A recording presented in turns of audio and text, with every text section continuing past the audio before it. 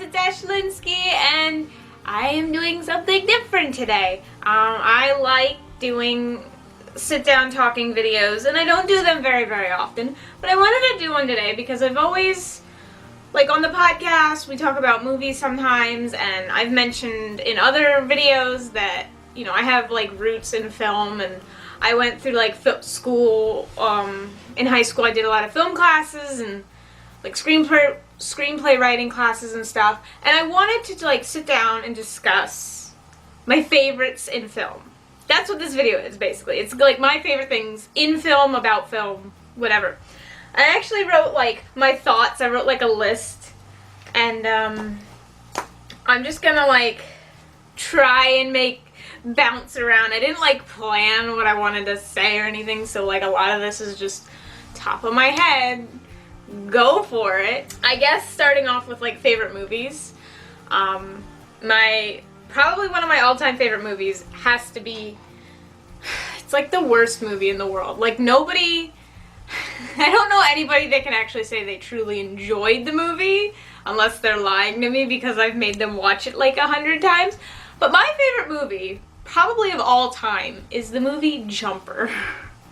Let me explain. So this movie came out in like 2008. It's based on the book series by Stephen Gould, and it's about this dude who, like, in an extreme situation finds out he can teleport. Like most of the jumpers find out they can teleport after an extreme situation of stress or whatever.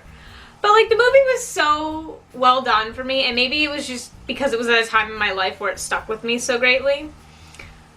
But it's probably my favorite movie of all time. Like, if you ask me my top 5 movies, that's gonna be my first one. And I was gonna bring out my box. I was gonna bring out, like, all the movies that I'm gonna talk about, but I don't have all of them. And my copy of Jumper is signed by Michael Rooker, who played the dad in that movie. But I don't want to get into that because I had a bad experience with him at a convention when he signed it. So I don't want to, like, bring up all those negative feelings again. But, like, that is probably my favorite movie of all time. And a lot of people don't like it. And they were like, oh, it's crap, whatever. But it still holds up in my eyes. And I heard YouTube's doing a YouTube Red series based off of the newest book. So fight me, because apparently it's good enough that they can step up and do a new thing. Before I get into the next 5 movies, I want to talk about my favorite directors, which is really lame. I made a list, because that was the first thing I was doing. I was like, okay, let me make a list of my favorite directors, which shockingly came really easy. The first one I put, obviously, is the Russo brothers. They did the Marvel movies, obviously. They did Civil War. They did The Winter Soldier. I'm a lame lamb, though, and I don't know the other movies they've done outside of those, but those movies were so beautiful to me, like, just cinematically, like, pleasing to the eye, that every time if I rewatch Winter Soldier, if I rewatch Civil War, I always look at my husband and I'm like, I want to work for them one day. Second on the list, I put Edgar Wright, who's done the Cornetto trilogy, which was Shaun of the Dead, Hot Fuzz, The World's End. He has Baby Driver coming out. He did Attack on the Block. His movies are always so, like, they're action oriented, and then there's like this layer of comedy in it that's just really, really cool. The Cornetto trilogy that he did with Simon Pegg and Nick Frost, he collaborated with them. Like, I think they were producers and they were like writers, but like he collaborated with them in a way that, like, they're all so well attuned to each other. It's like, wow, that's like really cool. Like, you literally made a film with your friends, or people that you can now call friends, and it's fucking beautiful. And then they went and did 2 more. I always like some of the way they cut things up in his movies too. Like in Shaun of the Dead, some of the really quick montages, those were always really cool. In Hot Fuzz, some of the really quick, like, go to the store, get this, get that, It's always like really quick and fast paced, some of the bits, and I always liked that. I thought that was cool. Speaking of Hot Fuzz is actually my number 2 movie.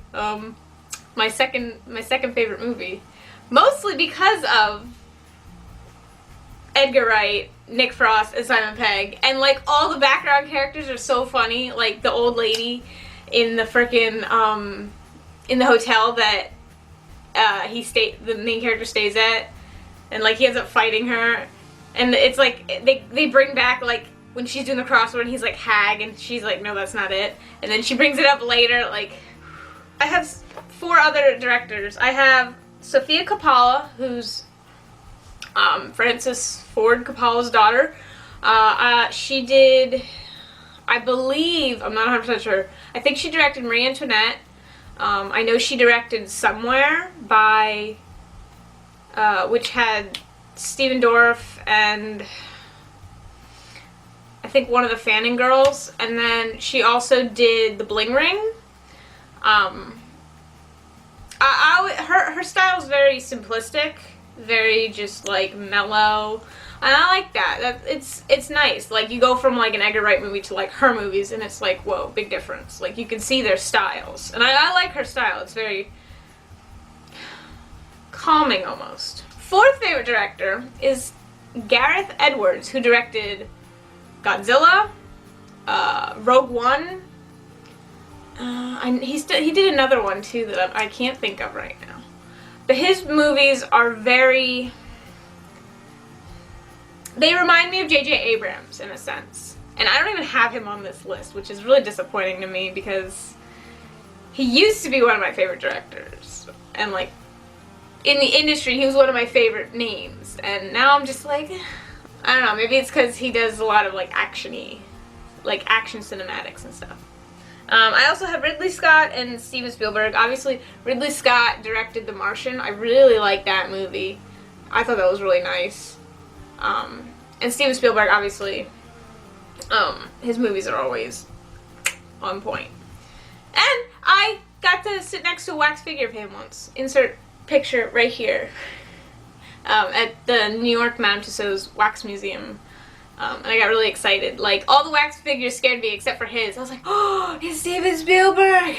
So back to movies. I have a movie called SFW, which is an old 90s movie with Reese Witherspoon and Stephen Dorff.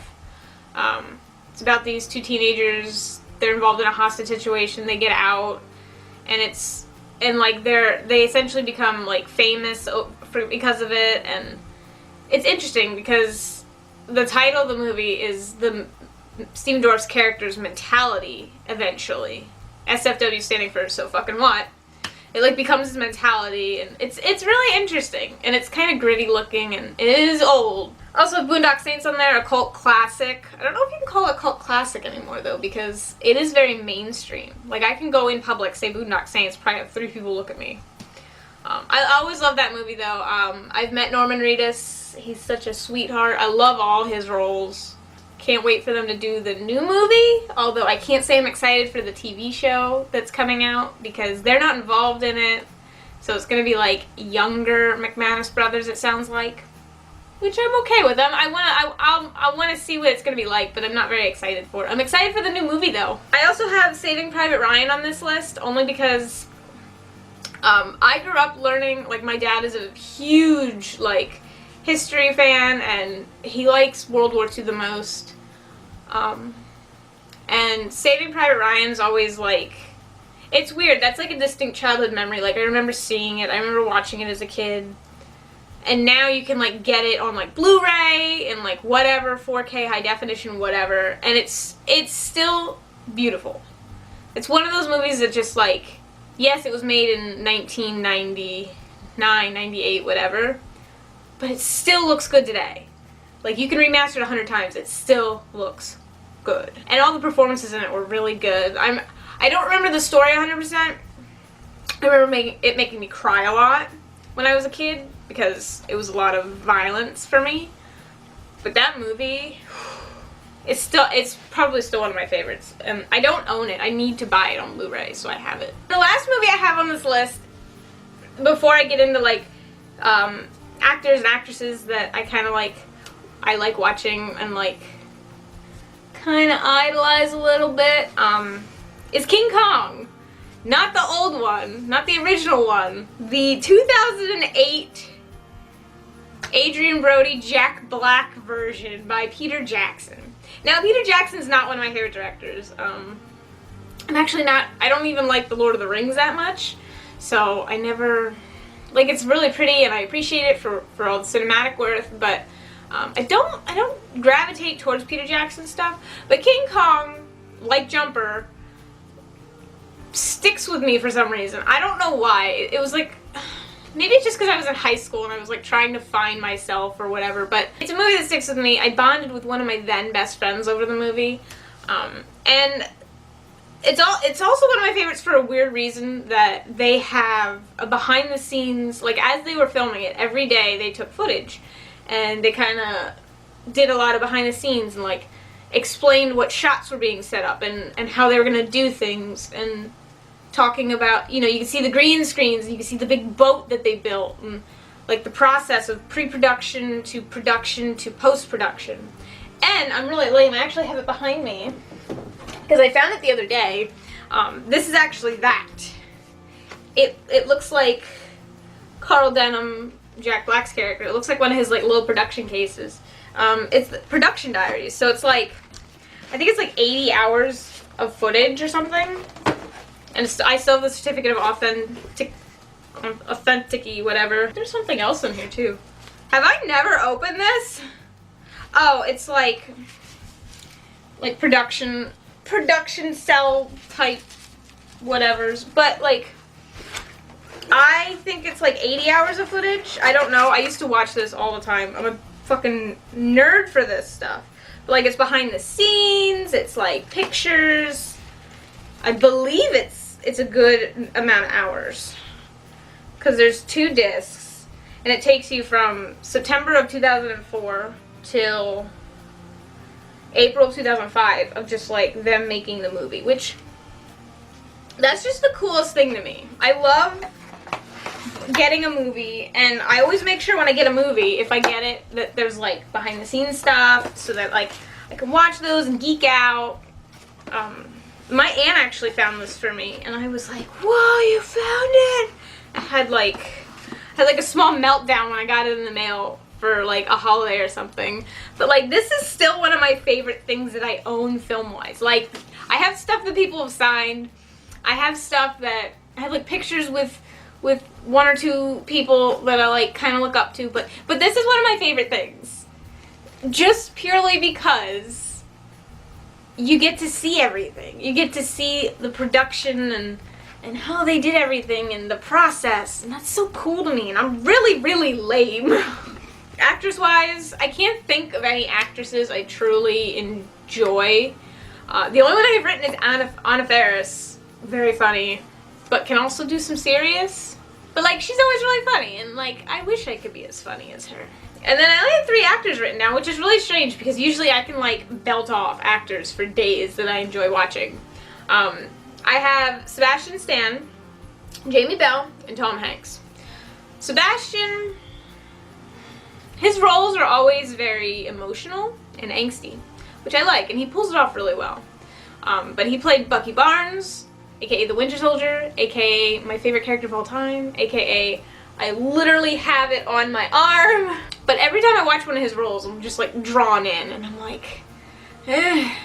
Even when he was in that movie The Covenant, and I was like, I hate this movie, but it was still good. And then he pulled it off, and he played like a really good villain. Jamie Bell, I don't know where to start with him, because I saw Billy Elliot after I watched, I think like after I watched Jumper, I watched Billy Elliot, and I was like, whoa, that's the same guy. Like, that kid is the guy from that movie. Oh my god. He's a fantastic actor. I haven't seen him in anything in a while, but he's really good. Oh, last thing he was in was Fantastic Four reboot. That's why. Last, I had Tom Hanks, obviously, because of Saving Private Ryan, Forrest Gump.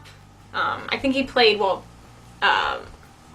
Disney, aka Walt Whitman, in Saving Mrs. Banks, I think it was. I didn't see it, but Obviously, he always comes through. He's a really good actor. He's very talented. Like, anybody I watch, like, usually if I watch one movie, I will literally sit and then go through and, like, watch their other work just to see their range. Like, Norman Reedus always gets the bad boy, I'm so troubled roles. But, like, he's done one or two roles where he's been, like, genuinely, like, a normal person or, like, relaxed and laid back. Like, it's nice to be able to watch different movies and see the same person and be like, oh my god, that's that person. Like, they're doing something completely different. That's so amazing. Yeah, that's that, and I'm lame. All in all, this is just one big long video of I'm very lame and I like movies and I'm a nerd and sigh. And I kind of wanted to do something in front of my nice shelf that I put together by myself, and then I put some of my crap on and whatever, my lovely little so, oh, there's Bucky, by the way. Anyways, that was just, I don't know, I just wanted to talk about movies and shit, and I'm sure there's going to be a podcast episode where we talk all about our favorite movies and stuff like that coming up, but in the meantime, this'll get you a little bit of that. So, if you enjoyed this video, please let me know, as usual. Give me a thumbs up or drop a comment down below. Don't forget to subscribe because I make new content every single day. You don't want to miss it. I'll see you in the next one.